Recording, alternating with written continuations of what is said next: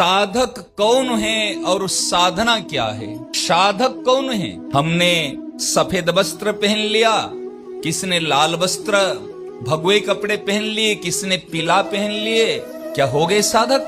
आपने धोती कुर्ता पहन ली तो हो गए साधक? करना चाहिए, ये सत्व गुण के वेशभूषा है। सत्व गुण, सत्व भाव, सत्व विचार उत्पन्न कराते हैं, होना आवश्यक है। साधक कौन है? बड़ी मार्मिक बात, ध्यान से सुनना। जिनको सत्संग करने की स्वतंत्रता मिली है वो है साधक। बड़ी गुड डेफिनेशन है। जिसको सत्संग करने की स्वतंत्रता मिली है वो है साधक। सत कर्म करने की नहीं, सत चर्चा करने की नहीं, सद विचार करने की नहीं, सत चिंतन करने की नहीं।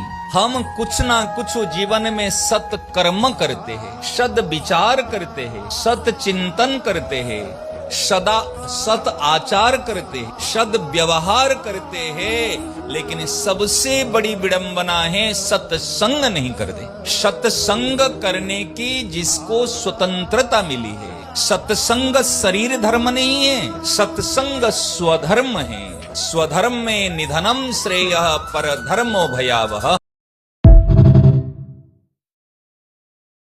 साधक कौन है और साधना क्या है? साधक कौन है? हमने सफेद वस्त्र पहन लिया, किसने लाल वस्त्र भगवे कपड़े पहन लिए, किसने पीला पहन लिए, क्या हो गए साधक? आपने धोती कुर्ता पहन ली तो हो गए साधक? करना चाहिए, ये सत्व गुण के वेशभूषा है। सत्व गुण, सत्व भाव, सत्व विचार उत्पन्न कराते हैं, होना आवश्यक है। साधक कौन है? बड़ी मार्मिक बात, ध्यान से सुनना। जिनको सत्संग करने की स्वतंत्रता मिली है वो है साधक। बड़ी गुड डेफिनेशन है। जिसको सत्संग करने की स्वतंत्रता मिली है वो है साधक। सत कर्म करने की नहीं, सत चर्चा करने की नहीं, सद विचार करने की नहीं, सत चिंतन करने की नहीं।